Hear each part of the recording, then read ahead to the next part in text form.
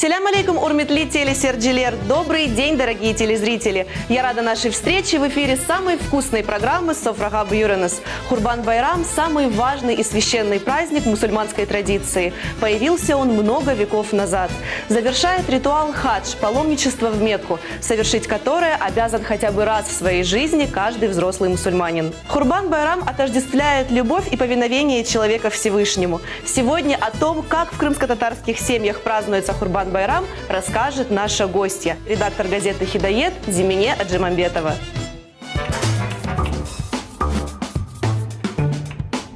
Всем нам известно, что семья является самым главным источником счастья, вдохновения и процветания. Для героини нашей программы семья – это смысл жизни. Время, проведенное в кругу родных людей, бесценно. Ведь ради семейного счастья она ставит перед собой главные цели и стремится к их достижению. Зимине Аджимамбетова уверена, что основа семейного благополучия – это соблюдение национальных традиций. Поэтому семья нашей героини с нетерпением ждет приближения священных для мусульман праздников, одним из которых является Курбан-Байрам. Миллионы мусульман в эти благословенные дни совершают хадж и просят у Всевышнего мира, добра и милости. В преддверии праздника Зимине Аджимамбетова в эфире программы «Софрага Буюренес» приготовит всеми любимое блюдо долма и поделится своими секретами счастливой семейной жизни.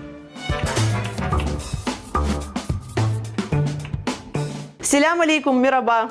Селям алейкум. Зимине, очень рада видеть вас в нашей студии. Спасибо за приглашение. Как ваше настроение? Отличное. Ну все, это здорово. Поделитесь секретом, что мы будем сегодня с вами готовить. Мы сегодня будем с вами готовить наше любимое летнее блюдо долма. Отлично. Какие нам ингредиенты понадобятся, Зимине? Перец, фарш, рис, лук, томат, зелень, ну и приправы. Отлично. Ну что ж, тогда я думаю, что мы можем с вами приступать. Мы начнем с фарша. Нам сейчас нужно будет мясо и рис. Перемешать, туда добавить, нарезать лук мелко и морковь. Ну что ж, дорогие друзья, мы вооружились перчатками. Мы сейчас начинаем с вами, вы начинаете с фарша, правильно? Вы будете сейчас смешивать мясо с рисом, а я нарежу лук. Зимине, почему, собственно говоря, именно это блюдо? Потому что это сейчас, наверное, самое актуальное блюдо, легко в приготовлении и вкусно. Украсит любой праздничный стол и повседневный стол. Готовите часто? Готовлю каждый день. Готовите каждый день, приходится это делать. Да. Что предпочитаете готовить вообще? Какую кухню любите? Люблю нашу национальную кухню. Наши мужчины любят хамрашлар, то есть мучные блюда. Их я каждый день, конечно, не готовлю, но неделю раз как минимум стараюсь побаловать своих мужчин. Так, а ваши мужчины – это муж и… Муж и сын. Отлично. Вот вы о своей семье расскажете тоже нам обязательно чуть позже. Дорогие телезрители, если вы прямо сейчас повторяете за нами, то обратите внимание, что мы нарезаем меленько лучок для того, чтобы мы его потом добавили в фарш. Морковь мы нарезаем как? Мелко кубиками. Тоже мелко кубиками. Зимине, я знаю, что вы являетесь редактором газеты «Хидает». Да.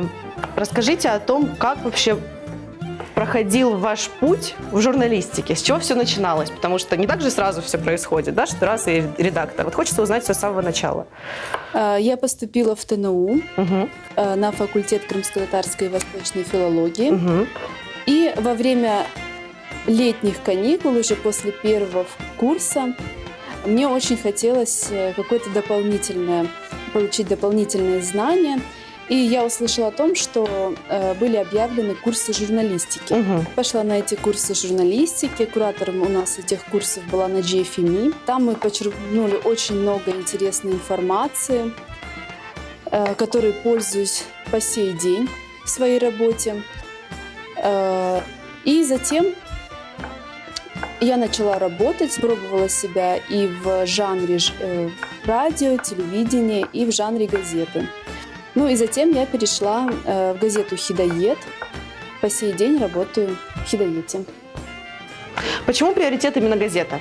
Сейчас вот я стараюсь реализовать себя именно в жанре газеты, работаю в этом направлении, но в дальнейшем, возможно, хочу вернуться и на радио, и на телевидение. Ну и, конечно, газета для меня это уже что-то родное. Мне нравится именно совершенствоваться в этом деле. узнавать что-то новое. И, знаете, из всех жанров журналистики, я бы сказала, это самый сложный, потому что в газете ты пишешь, но ты должен думать о том, что зацепить читателя намного сложнее, чем зрителя. То есть телевидение, человек может параллельно делать какую-то работу и тебя смотреть. Радио, то есть человек может ехать в автомобиле и тебя слушать. А газета, человек должен целенаправленно читать тебя, тратить на это время и параллельно, то есть он ничего не Ну да, он сделать. должен полностью отдаться именно этому процессу. Да, поэтому, наверное, это самый сложный жанр журналистики. Кем вообще мечтала быть маленькая Зимине? Давайте вот так задам вопрос. Я мечтала быть филологом английского языка. И так получилось, что я даже училась на курсах, и с самого детства изучала английский язык. Когда уже решала поступать, в приоритете у меня был английский и крымско-татарский. Назначили экзамен на один день и английского, и крымско-татарского языка. И я выбрала крымско-татарский язык. Ну, не пожалели, я думаю. Нет, не пожалела. Хорошо, когда мы принимаем те решения, о которых мы потом не жалеем. Поговорим подробнее о газете. Мне, конечно, в первую очередь хочется узнать перевод «Хидает». Что обозначает это слово? Путь истины. Мы стараемся раскрыть все, что на данный момент актуально для нашего народа и в целом для мусульман. Рассказать истории, то есть истории каких-либо праздников. Есть статьи на актуальные темы. То есть, допустим, в последнем месяце мы писали про Курбан-байрам. История этого праздника, как он зародился, в чем мудрость этого праздника, как должен вести себя мусульманин в дни Байрама. Также у нас есть вот новая рубрика «Вопрос-ответ». Очень актуальная, то есть мусульмане задают вопросы, которые их интересуют, на самые разные темы. Самым достоверным источником являются наши учителя, наши имамы. Они отвечают на эти вопросы. Потому что в интернете очень много разной информации. Не всегда достоверные, наверное, да? Поэтому мы стараемся общаться с людьми, знать, что им интересно, и раскрывать эти темы. Здорово, очень-очень. Это очень здорово. То есть я так понимаю, что человек, который пишет вам, задает вопрос, вы связываетесь с имамами, с людьми, которые знают, которые могут дать точную информацию, достоверную, да, и с помощью своей газеты отвечаете читателям на вопрос. Да, это проект «Файдало Илим», Духовного управления мусульман Крыма. Они курируют этот проект, и мы опубликовываем его в своей газете. То есть «Файдало Илим» в соцсетях, им задают вопросы, они связываются с учителями. И затем мы опубликовываем это в газете, так как не все пользователи, возможно, соцсетей видят эти ответы на вопросы, а мы стараемся с помощью газеты распространить эти знания. Ну, это очень правильно, что вы, конечно, берете во внимание мнение и интересы ваших читателей. Я думаю, что для них это очень важно. Так, я вижу, что меленько, красиво вы нарезали морковь. Я добавляю сюда лучок.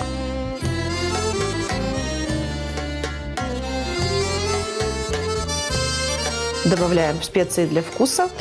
А я тем временем продолжу интересоваться газетой. Мне интересно, сколько времени вообще, сколько лет существует газета?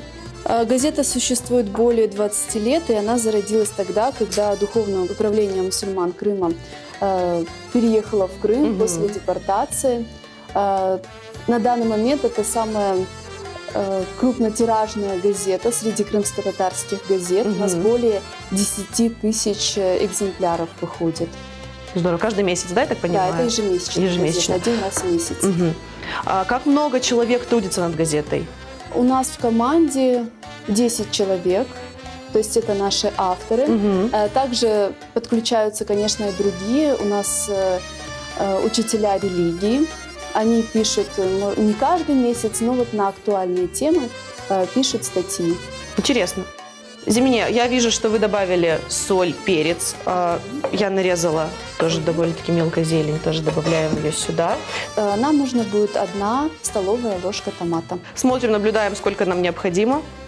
Вот так, все, вот так, 1 ложка, хорошо. Масло мы добавляем для того, чтобы резинки Мгм.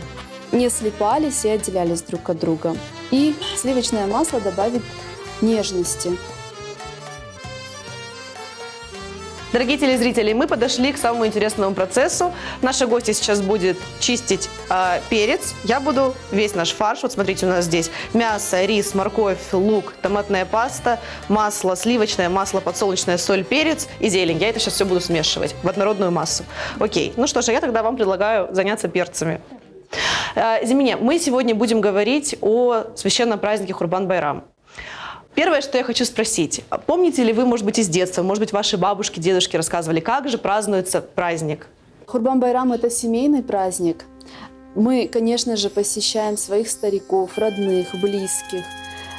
Наверное, очень важно детям создавать именно праздничную атмосферу, чтобы прививать им чувство праздника с детства. Угу. Вот я помню, когда мы были маленькие, мы просыпались рано утром, нас будила мама, накрывали на стол, заранее приготовленное печеное у нас было, то есть мы вместе все это делали, Угу. и ждали папу с байрам намаза. Угу. Приходил папа, мы целуем руки маме, папе, а затем отправляемся к бабушкам, к дедушкам. Там собираются все родственники, те, которых мы не видели год, на протяжении целого года, дальние родственники.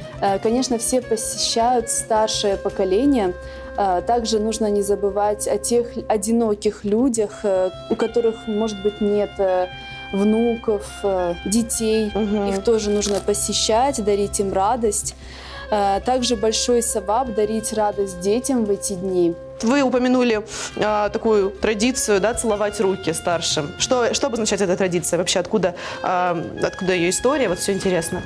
Это уважение, проявление уважения и любви к старшему поколению.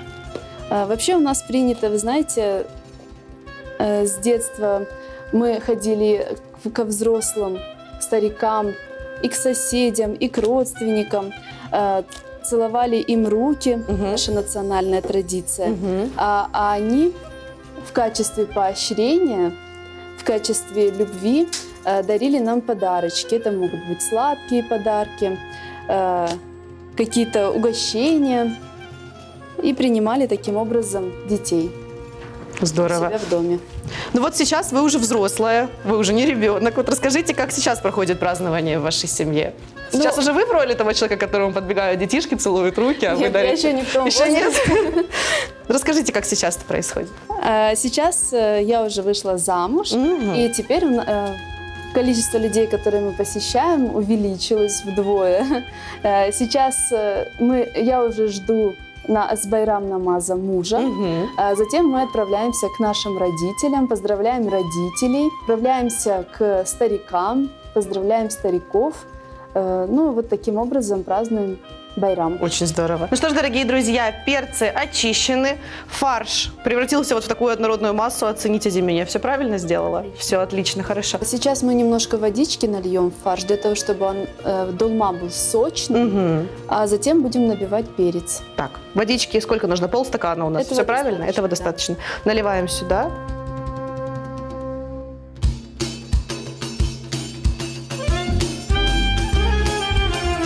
Перемешиваем. Ну что ж, Зимине, мы можем приступать, я так понимаю, к наполнению перца фаршем. Вы этим займетесь, да? Потому что я думаю, что у вас в этом больше опыта. Мы будем смотреть, наблюдать для того, чтобы мы дома могли все это повторить. Есть ли традиция дарить подарки на Курбан-Байрам? Да, обязательно. Особенно старикам и детям, естественно, для того, чтобы порадовать их. Детям в основном дарятся сладкие подарки, то, что дети очень любят. Конечно, можно побаловать детей не только сладкими подарками, потому что, вы знаете, у нас вот на Новый год такая уже постсоветская традиция дарить детям подарки. И, конечно, после этого дети ждут Нового года с нетерпением. Но можно дарить такие же подарки, накрывать такие же праздничные столы именно в наши мусульманские праздники Ураза Байрам, Курбан Байрам, для того, чтобы дети уже ждали с нетерпением именно этих праздников и дарить им атмосферу праздничную в эти дни. Дарите ли подарки своим родственникам вы лично? Да, стараемся дарить. Была такая семейная традиция. Мы собирались все в доме у моей прабабушки. И она всегда готовила в эти дни бурма. Бурма из тыквы. Очень вкусное блюдо. И несмотря на то, что семья у нас большая, то есть и правнуки ее приезжали, и внуки приезжали, все со своими семьями, она рассчитывала так, чтобы это хватило всем. И вы знаете, у меня уже праздник ассоциировался с этим блюдом. Сейчас состояние здоровья бабушки не позволяет уже этого делать, но готовит это невестка. То есть семейная традиция сохраняется. Это да. очень здорово. Очень хорошо, когда чтятся и продолжаются семейные традиции. Но, кстати, вы сейчас сказали о блюде, и мне стало интересно, что же готовят на Курбан Байрам? Какие блюда на столе, ну вот в приоритете? В приоритете сладости, потому что в основном, как только ты заезжаешь кому-то в дом, в первую очередь это чай, кофе. Ну и, конечно же, какие-то угощения уже даже вот можно дома приготовить, чтобы встретить своих родных. Так, то есть вот это вот блюдо подойдет, да, вполне Да. на праздничный стол? То есть те блюда, которым можно накормить досыта большое количество людей. Плов готовят, долма готовят, бурма готовят. Я знаю о традиции жертвоприношений. Ну, все знают, все, кто слышал об исламе, все, кто знает такой праздник, как Курбан Байрам, традиция жертвоприношения. Откуда эта традиция? Вот что вы можете о ней рассказать? Это традиция, мусульманская традиция, пришла с времен пророка Ибрагима. Хурбан делают в основном жертвоприношения парнокопытных животных. То есть это может быть баран, может быть корова, в зависимости от достатка человека, от финансового положения его. И, конечно же, это все раздается нуждающимся, родственникам, соседям. И какую-то часть можно оставить себе на праздничный стол. Поддерживается ли эта традиция в вашей семье? Да, поддерживается. Мой муж работает в духовном управлении мусульман Крыма, и первый день праздника у нас проходит либо организацией различных мероприятий, либо именно жертвоприношением. Потому что, как известно, духовное управление мусульман Крыма в эти дни делают хурбаны, пакеты хурбанами, то есть мясо, и они заняты именно разделкой мяса и, конечно же, раздачей тем людям, которые в этом нуждаются. Это очень хорошо. Ну что ж, перцы наполнены, красивые, аккуратные, аппетитные. Осталось нам что сделать? Водичку добавить, да? Да, водичку мы немножко подсолили. И теперь добавляем сюда, чтобы водичка покрыла перчик.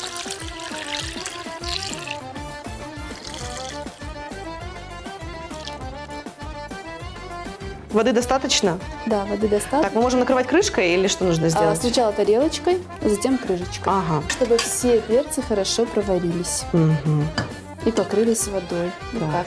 Крышечка. Накрываем. И так. на плиту. И уносим на плиту. Всё. Так, плита у нас уже предварительно нагрета. Сколько времени нам понадобится для приготовления? Ориентировочно минут 20. То есть 20 минут примерно мы засекаем, через 20 минут смотрим, что у нас в кастрюльке получилось. Отлично. Зимне, ну а тем временем хотелось бы вернуться к вашей деятельности. Как вы считаете, от чего зависят успехи в вашей деятельности, от каких критериев? Как и в любой работе, успех зависит от того, насколько ты сам заинтересован, насколько тебе интересно читать, смотреть все, что ты делаешь сам. От связи со своими читателями, то есть понимание, что сейчас для них важно, что сейчас актуально. Зимне, ну а свободное время все равно же есть. Как вы его проводите? Как удается совмещать работу, роль жены, мамы? Я увлекаюсь мэхенди, вот уже на протяжении 5 лет. Сейчас, конечно, времени немножко меньше на это удается выделить, но стараюсь выделить время на изучение крымско-татарских орнаментов и нанесение их на ручки девочек. Украшаю ручки. Ну и, конечно же, изучение орнаментов, потому что все наши крымско-татарские орнаменты, они несут глубокий смысл, пожелания, то есть девушкам, которым мы их наносим. Провожу хна гечесы, ну в основном это девочкам, моим подругам, которые обращаются, потому что времени сейчас не так много с маленьким ребенком, но при необходимости, конечно, я это делаю. Как удается совмещать? Ну, вы знаете, у меня есть помощницы, это бабушки, это тети, которые всегда с удовольствием смотрят ребенком. И когда человек хочет что-то совместить, заниматься определенной деятельностью, наверное, он всегда найдет время, правильно распределив свой график. Ну вот если вернуться к орнаментам, вы их изучаете самостоятельно? Вот где может человек, который вообще не знает никакого орнамента, что обозначает, где можно этому научиться? У нас есть учителя, то есть это Мамут Чурлы. У нас есть источники, то есть какие-то книжки, пособия, журналы, где все это описывается. Как проходят хна-гечесы, которые вы проводите? Как много девочек участвует в этих вечерах? Девочки приглашают самых близких. Это ее тети, это ее сестры и, конечно же, близкие подруги. Девушки желают ей какие-то напутственные пожелания. То есть тети могут пожелать уже с высоты своего опыта подсказать какие-то секретики, которыми девушки в дальнейшем пользуются в семейной жизни. Подругам девушка сама желает также найти вторую половинку. Это ночь, когда девушке наносится хна. И согласно нашим традициям, когда уже хна сходит с рук девушки, она является членом новой семьи, которую она создала. Как здорово. Как здорово, когда есть традиции. Вот есть ли какая-нибудь традиция в вашей семье? Ну, семейная традиция, наверное, связанная в основном с праздниками, когда мы, конечно же, с уважением к мужу, вот после байрам-намаза он приходит, и я, и сын, мы его уже к этому тоже приучаем.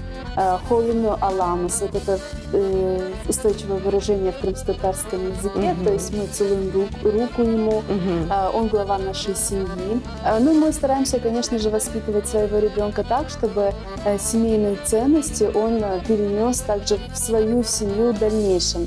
Ну, конечно же, как и любые родители, мы хотим привить ему именно чувство праздника в наши национальные, в наши религиозные праздники, чтобы он с нетерпением ждал именно этих праздников. Всегда очень интересно узнать информацию о традициях, о семейных традициях, о культуре народа. Ну а мы тем временем продолжаем ждать приготовления нашего блюда.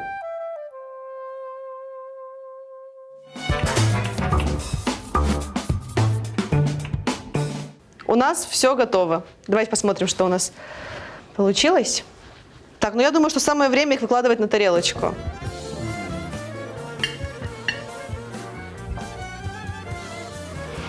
Перчики у нас не только красивые, но и ароматные. Приготовились быстро.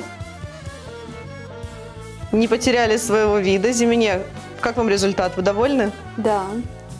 Ну что ж, вот результат наших стараний, а теперь мы будем его оформлять. У нас есть помидоры, есть огурчики. Давайте вы подскажете, как вы видите оформление. Я думаю, что нужно и помидоры, и огурцы нарезать полукольцами. Давайте. И выложить красиво, да, сюда, хорошо. А пока мы занимаемся этим процессом, вот скажите мне, какие у вас мечты в профессиональном плане, ну и в личном, конечно же? В профессиональном плане это, конечно же, саморазвитие. В личном плане воспитать достойных детей. У нас вот такая вот красота получилась. Казалось бы, совсем немножко, а блюдо уже приобретает совсем другой, уже более даже праздничный вид. Да? Последний штрих у нас сметана, да? Ложечка сметаны. Ну что ж, уважаемые телезрители, совсем немного усилий, и вы тоже сможете приготовить вот такое замечательное блюдо. Зимине, какие планы на Курбан-байрам? Как вы собираетесь провести этот праздник? Провести в кругу семьи, родных и близких людей. А это самое главное. Блюда сегодняшние нравятся вам, скажите? Да. Все красиво, все аппетитно, все ароматно.